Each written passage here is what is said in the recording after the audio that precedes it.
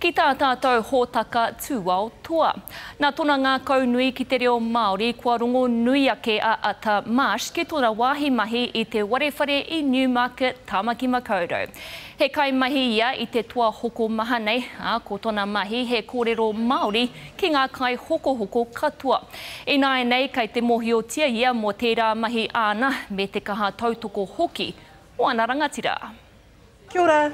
He kai kawe i te reo Māori ki te iwi whānui. Pai tōra, have a good day. I didn't know it was anything different. I just thought, I just spoke te reo. Neke atu i te whātau a Ata Marsh e mahi ana ki te warewhare i Newmarket. Ka pai. Kaore kore mena kua tai atu koe ki reira, kua rongo koe iaia e kōrero Māori ana ki ngā kai hoko. Kia ora, how are you? Hello, how are you? Kei te pai. I'm just so passionate about te reo. I really am. And it's a sense of belonging. And I just want to share it with the customers, what I know. Kia ora. Ahakoa i haere ia ki te ako i te reo Māori, kaore anō kia tino matatau, he oe hei tāna ahakoa iti, he paunamu.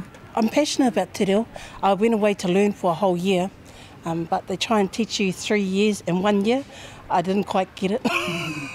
He kuanga ngā kauhoki mōna kei te kaha tautoko tana reo i ona rangatira o te warewhare. I've been inundated by phone calls and also letters about Ata, and more importantly our customer services team. You know, some of the fabulous things that customers say are things like, I can't wait to go to Newmarket store because I want to see Ata. She's such a wonderful asset to your organisation. Don't lose her. Ko te mea whakahirahira anō te whakahoki a ngā kai hoko ki te whakamahi i te reo Māori. Kia ora. Kia ora. A lot of customers love hearing te reo. Some hear it for the first time. Others reminisce of their parents being teachers in country schools. And when they hear it, they want to do a little bit of a kapahaka. Kapahaka, yeah. Ka kite.